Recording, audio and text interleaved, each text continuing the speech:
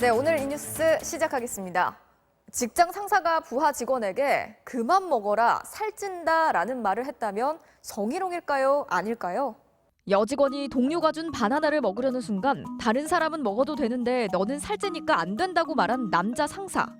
출장비 허위 수령과 성희롱 혐의 등으로 해고가 되자 그 정도는 가까운 사이에서 할 수 있는 대화 아니냐며 부당 해고 소송을 냈습니다. 법원은 성희롱에 해당한다고 봤습니다. 성희롱은 반드시 성적 동기나 의도가 있어야 하는 것은 아니고 신체에 대한 조롱, 성적 굴욕감 등을 상대방이 느끼게 한 발언을 반복한 행위는 성희롱에 해당한다는 겁니다. 20년 전엔 몸을 훑어보거나 음란물 보여주기 등이 성희롱이다라는 가이드라인까지 제시하는 신문 기사가 있었습니다. 2007년엔 술 따르기 강요도 성희롱은 아니었습니다.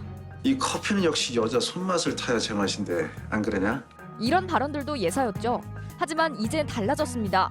살찔까봐, 애인 못 만날까봐 해주는 원치 않은 걱정도 성희롱이 될 수 있습니다.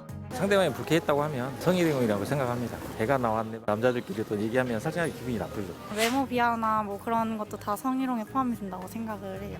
법원의 이번 판단, 성희롱에 대한 달라진 사회적 인식과 기준을 반영한 새로운 가이드라인이 되지 않을까요? 아카데미 시상식에서 사관왕을 휩쓴 기생충이 받은 상금은 0원입니다. 혹시 실망하셨나요? 하지만 상금 대신 억소리 나는 선물 가방을 받았다고 합니다.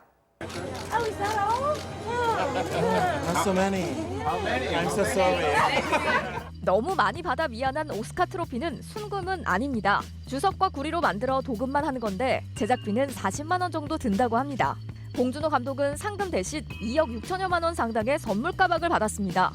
아카데미 측은 매년 남녀 주조연상, 감독상 등 주요 부문 후보에 오른 참가자들에게 초호화 선물 가방을 제공해왔습니다. 올해는 지난해보다 총액이 8천만 원 이상 뛰어서 역대 최고가 선물이 됐습니다. 가장 비싼 선물은 12박 초호화 크루즈 여행권으로 9천만 원 정도 한다고 하고요. 잠수함 체험도 포함됐답니다. 뉴욕 유명 의사에게 미용 시술을 받을 수 있는 3천만 원 상당의 뷰티 이용권도 있고요. 목걸이, 팔찌 등 보석도 브랜드별로 여러 개 넣어놨습니다. I'm ready to drink tonight until next morning. 밤새 술을 마신다는 봉준호 감독을 위한 술도 종류별로 있고요. 뇌파 감지 명상 헤드밴드, 인형, 베개, 모자, 초콜릿 등 소소한 선물도 있습니다. 이 선물 꾸러미는 미국의 한 마케팅 회사가 매년 제공하고 있는데요. 해당 회사가 협찬을 제공하는 것은 광고 효과를 노려서 판매를 늘리려는 목적이죠. 실제로 광고 효과를 톡톡히 봤다고 합니다. 상을 받든 안 받든 후보자 모두에게 이 선물 가방이 돌아간다고 합니다. Thank you. Thank you. 네, 이 선물 가방을 받은 사람은 국세청에 소득세를 내야 한다고 하는데요. 사실 이런 억대 선물 꾸러미가 아니더라도 아카데미 수상으로 얻게 되는 부가가치는 돈으로 따질 수 없을 정도로 크겠죠. 오늘 이 뉴스였습니다.